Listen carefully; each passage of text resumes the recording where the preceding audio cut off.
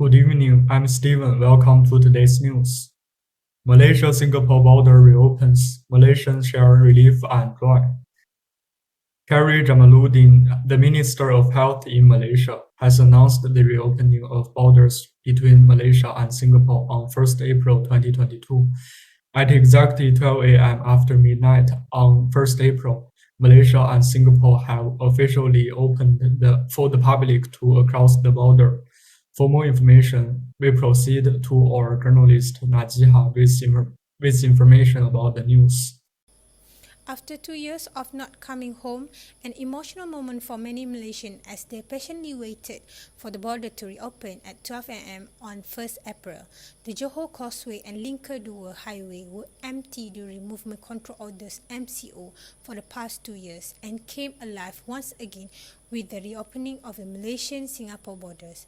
2 minutes before the countdown, many videos have been circulating on media platforms, and we can see many people were there at the Singapore Custom Immigration and Quarantine CIQ complex, waiting to cross the border after midnight. UMNO and Bersatu are no longer working together. Ahmed Maslan, Secretary General of UMNO, has mentioned that UMNO and BN has no desire to work with Bersatu as there are many challenges. For more information, Najiha has it now. UMNO Secretary General Ahmad Maslan says that UMNO and Bersatu are no longer together as partner for the next general election. He mentions that the partnership has led the UMNO and Barisan Nasional to lose power in the last election in 2018. Ahmad Maslan says Bersatu's action attracted UMNO state assemblymen and MPs and made it difficult for both parties to cooperate with each other. Once again, he did not feel the other opposition party would work with Bersatu, as well as all of them have different goals to strive for. Husband and wife are 8 locals detained for drug activities. In Kuala Lumpur, the PDRM detained 8 local individuals including husband and wife yesterday for getting involved in drug distribution activities in Lembah Kelang last Sunday. The Dan Wan Yi District Chief Police Officer Nur Najiha mentioned the suspect detained consists of 6 males and 2 females aged between 19 to 40 years old. The police have seized a drug weight of 7.5 kilograms at an estimated cost of 41,550 ringgit. Lockdown in Tangshan is ending up. Omicron is under control. In Tangshan, the government says the lockdown will end up on 12 April if there are no cases increasing at social level. Due to the dynamic zero policy and the appearance of Omicron cases in the city, the stay-at-home order has been implemented since 20 March. We have interviewed a citizen in Tangshan on his opinion of the lockdown and the coming end of it. 面对唐山突如其来的疫情，政府迅速地进行了有效的措施。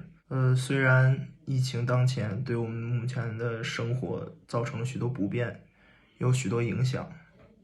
最后希望疫情能够早日结束，我们能够顺利解封，一切顺利。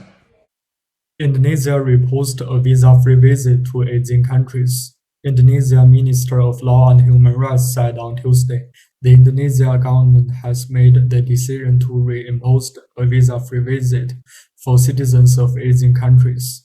The new policy, on the other note, allows foreigners from 9 other Asian countries to visit without a visa now. People from these Southeast Asian countries are required to show their COVID-19 vaccination and negative result from the PCR test taken within 48 hours prior to arrival. Numbers of flight cancellation affect British Airways due to their new policy on doping and the requirement of wearing a mask on flight.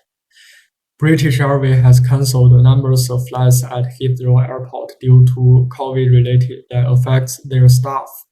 It cancelled 62 scheduled flights, but 12 of them were grounded at the last minute last Monday.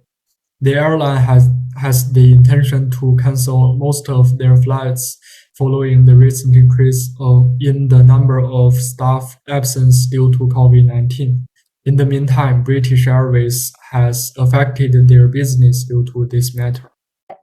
We can see that closed space, especially the new policy made by British Airways, which the no mask policy, is one of the main reason that the flight cancellations happen, and also due to the staff shortage. Home of the Beatles open to the new undiscovered talent. On April 5th, a former member of the Beatles, Sir Paul McCartney, and his brother announced that they are opening the doors of their childhood home to undiscovered musicians to write, perform, and gain inspiration. The house in Liverpool, which is owned by the National Trust, will be home to 14 sessions, where artists picked by Mike McCartney and local partners will have the opportunity to write music and play in the exact same spot as the Fab Four. Malaysia Japan's second-time rival in 2 years of Thomas Cup. Malaysia once again will play against 2-year straight rival Japan in the group stage after being drawn for the Thomas Cup, which will be held in Bangkok, Thailand from May 8th until May 15th.